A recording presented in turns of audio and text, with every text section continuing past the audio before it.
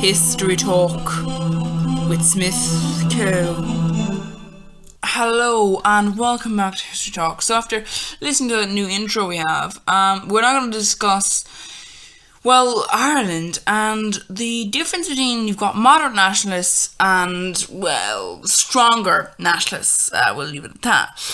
So moderate nationalists they're the majority of nationalists because, if you're not moderate, then you're going, the non-moderates are the ones who generally either, some of them actually believe that they can achieve this, but mostly moderate nationalists would be the case because they don't necessarily want violence. They don't necessarily, because, they're like, why would we want violence? We just don't want to have an oppressive, colonialist, imperialistic, bigot controlling our country. So that's perfectly fine to be there. That why wouldn't you want that? But this means that you have a majority of nationalists being moderate, so they want self-government, but peacefully. They want to do this by persuading the British government to give it to them. They actually think that if they elect MPs, then they might be able to achieve that. And one way to do this is they form a nationalist party. This party's aim was to persuade the British to let Ireland look after local matters. However, just local matters. This only included education, health, and roads. England still controlled all the international issues such as trade and war. So if you were in Ireland and you had, this sort of a thing and you wanted to trade with the country, Britain were like, no. We make the trade things there. We make all the taxes. We make all the things. And this is a problem because obviously some people want more than that. That's in a way fair. Anyway, this is called Home Rule, and the Nationalist Party was often called the Home Rule Party. However, in the 1980s, under the leadership of Charles Stewart Parnell, the Home Rulers made a great sense of progress. Because, beforehand it was like, I want this, I want that, I want Home Rule. But then they be able to do this, then they are able to make this progress. However, then he wants to he wants to become he gets involved in a relationship with a married woman, and the married woman then goes on to divorce her husband, and her husband then names Parnell as the reason. And this causes a problem because, as I mentioned before, Ireland at this time, very, very, very, very religious. Catholic Church has not as much power as it will do later on, but it does have a good bit of power. It's like it's not able to make laws. It's not able to, it isn't able to have a finger in the pie of the government. But what it is able to do is it is able to, change people's opinions and tell people what to think in a way. So when the Catholic Church get wind of this, they don't like this at all. Divorce? Oh, no. And they create a scandal of sorts out of this, and this causes the party to split, and this obviously becomes problematic as it declines into squabbling factions. At the same time, the Unionists, through their friends in the House of Lords, were able actually to block any proposal for Home Rule. Therefore, in the early 1900s, Home Rule was just really a distant dream. But then you have extreme nationalists. These are kind of divided into two. These are Republicans and the IRB. So you've got Home Rule for the moderates, but this is not enough for some nationalists. They want to cut all links between Britain and Ireland. They want to set up an Irish Republic that will be completely separate from Britain. Because of these aims, they were known as Republicans or Separatists. They believed the peaceful persuasion that the moderates wanted to use would never make Britain leave. And the only way to do that would be to drive them out by force.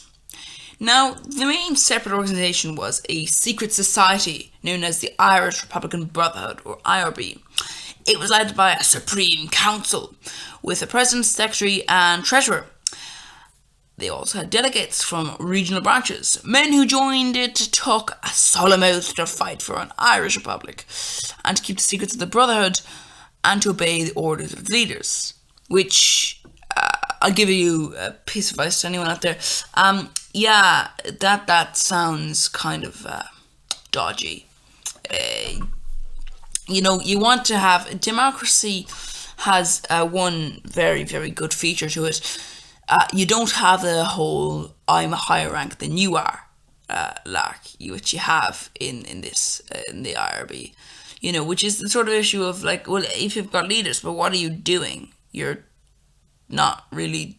If you give orders, but why didn't you obey your orders? Surely it should be a decision. I mean, if an IRB leader makes a stupid order, and all the men know that's stupid, then why should they carry it out? And that, of course, leads to problems later down the line. Now, the IRB want to lead a rebellion against the British rule in Ireland, but they are fully aware that they have no hope of defeating the British Army and the police by themselves. They need outside help. And the problem with that is that, well, Britain is quite a strong country, so no country is really going to help you unless you're already an enemy of Britain. Because no country is going to be like, oh no, Britain is relatively fine with us. We're going to risk being, their enemy. Because Britain at this time has people it's, offensive to, but they're still technically their allies. But its enemies are the only people you can really source any help from. This has been the case for many years. Spain assisted Ireland hundreds of years before this because they were an enemy to England. So they came up with this slogan: England's difficulty is Ireland's opportunity.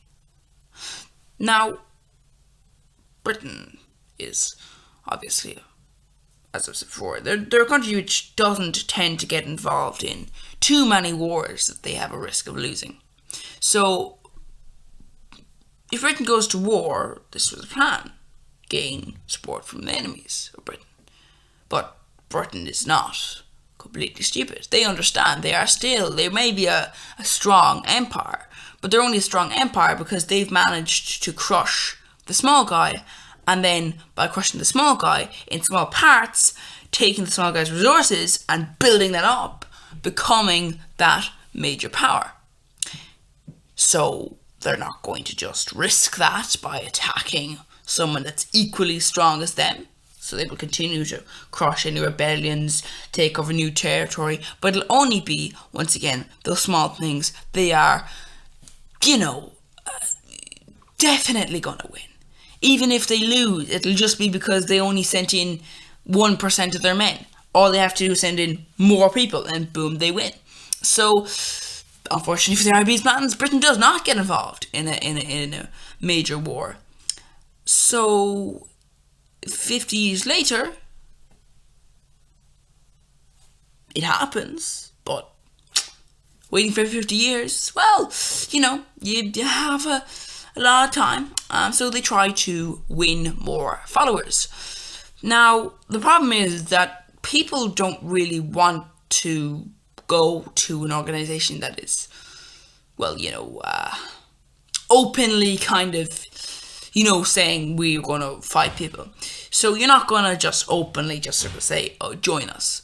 So instead they try to infiltrate other nationalist organizations that are obviously not openly aggressive. So one of the things they do is try to infiltrate the GAA and the Gaelic League. So the GAA is the sports sort of group that is in Ireland that runs the playing of traditional Irish sports, such as hurling and Gaelic football.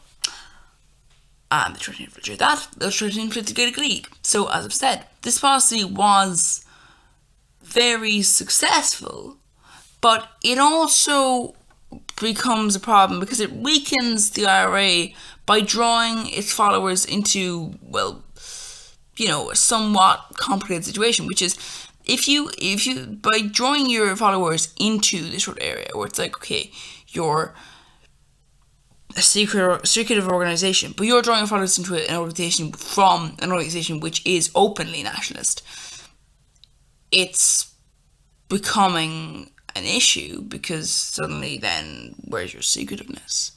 So by the 1900s, the IRB is shrinking down into a small group of plotters who appear to be going nowhere. And the issue of that is that if they do anything, it's going to be small, and if they want to do anything about it, it's going to be brutal. And brutality tends not to gain much support if, most people don't want it and you're just being openly brutal. Anyway, so in the next video we'll be talking about, well, the road, I guess you could say, to this thing. So we'll talk about nationalism, I guess, so the cultural nationalism, really, and the emergence of new movements. So please do join us then, and or not. You don't have to. You can subscribe to the YouTube channel though, and do other videos. We have lots of other videos.